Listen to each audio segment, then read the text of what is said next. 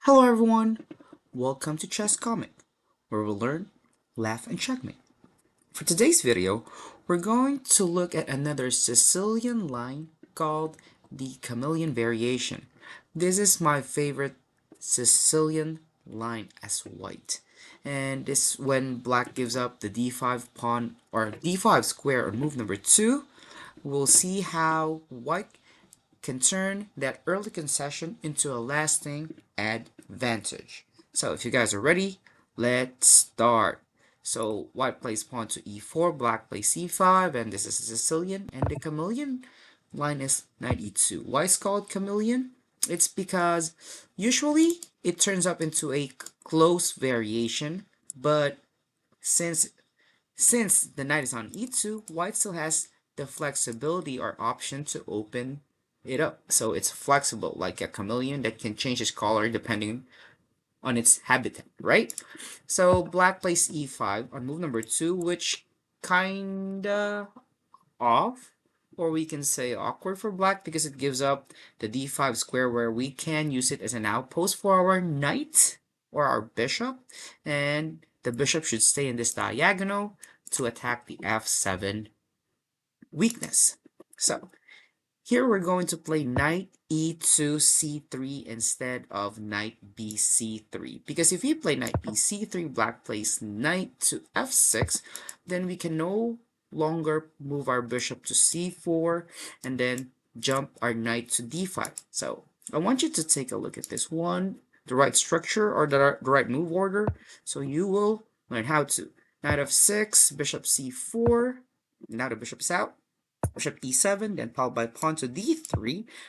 Make sure the e4 pawn is protected first, creating a chain before you jump the knight to d5. Because if you jump the knight to d5 right away, then your e4 pawn will be left hanging. So let's go back.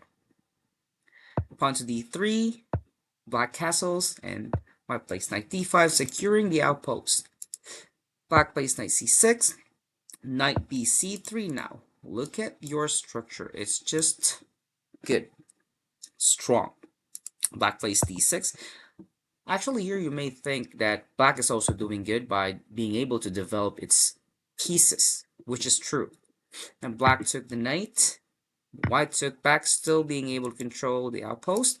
Bishop to e6, followed by pawn to f4. This is the start. So white played pawn to f4 to open up his f file, so he can put more pressure on the f7 pawn. E takes f4, bishop takes f4.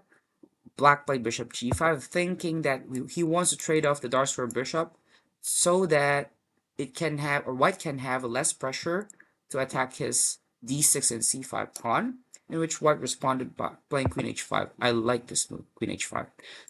And then black took the bishop and white took with the rook.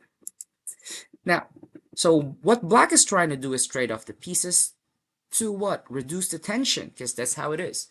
If you are putting more pressure, you don't want to trade off the pieces. If you want the pressure to reduce, you want to trade off the pieces. And here, another piece that black would want to trade off is this light square bishop, and he played knight e5. Then white continued to play rook a f1 to control the file. Black took the bishop, didn't even flinch. So for me, this is an amazing move, rook a to f1. Instead of moving the bishop, this is a well-calculated move. After knight takes c4, white is just winning. Rook h4, threatening a checkmate. And black played pawn to h6. And now, white played knight to f6. So this is like a puzzle. Knight f6 check. Black has two options, to capture the knight or to run away. So in the game, the king ran away. But let's just try to see, what if the pawn takes the knight? There'll be queen takes h6 and unstoppable checkmate on h8. Obviously, if the queen captures, white will just be up by tons of material or points. So after knight f6 check, king went to h8, and white played queen to g5, then black resigned. Why is it so? This is an unstoppable threat. Rook takes h6. It's just a beautiful sidestep move. So what can black actually do here? I think none. There's no way to stop this. If black plays queen takes f6, white will just take, and the threat will still be the same, and it will lead to a checkmate. For example, let's just play a random move. Check, captures, checkmate. If black doesn't capture, it will also be a checkmate. So there's really no way to defend the threat of rook takes h6 mate. Alright, I hope you learned something from this video.